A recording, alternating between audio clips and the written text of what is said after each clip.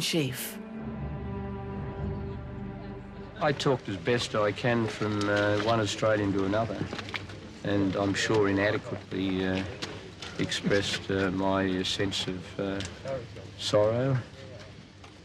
I think it showed a side to John Howard that people hadn't really understood.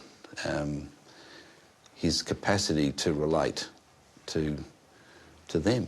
I can remember discussing this issue with some of my staff, and one or two of them said to me, "You're not really thinking of banning all semi-automatics, are you?" And I said, yes. I said, we might as well go for broke on this. We realised that Howard wasn't going to change his mind. I mean, you could give your arguments against the gun control and you knew he would listen to you politely and he would be patient with you, but you knew you were talking to a brick wall. He was not going to change his mind. And I have to say I was annoyed on occasions that he didn't seem prepared to make even little compromises for those whom I felt had put up a reasonable argument.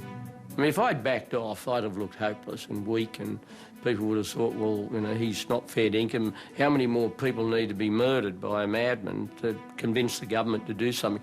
Those sorts of things, if you don't deal with them decisively, they weaken people's faith in the institution of governments.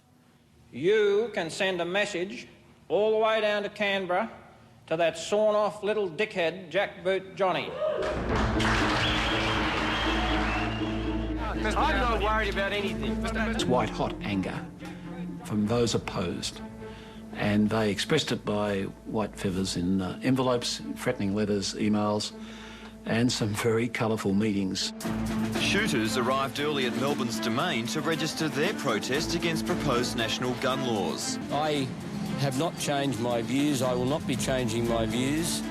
This was an occasion where a Prime Minister confronted his core constituency, the people who brought John Howard to power. The AFP tell me they've had a quite explicit warning. The local police have had a quite explicit warning that somebody's going to shoot you.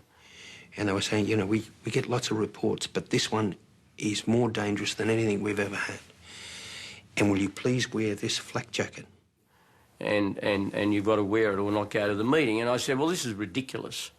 I don't know if they're right or wrong, but I have no idea how I would go and tell Jeanette and your family that we were warned for you to wear this flak jacket. You didn't, and you got shot. I have just no idea how I would say that to your family. I'm sorry about that, but there is no other way.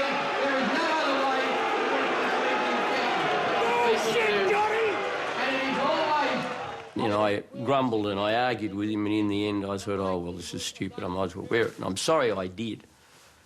I really am. I felt a bit of a goose afterwards for having worn it. But that is an element of turning around the culture in this country, and that is the reason why the government has taken a decision that it has taken. But John Howard's dogged determination paid off. 3 months after declaring a war on guns, the Prime Minister had won the day.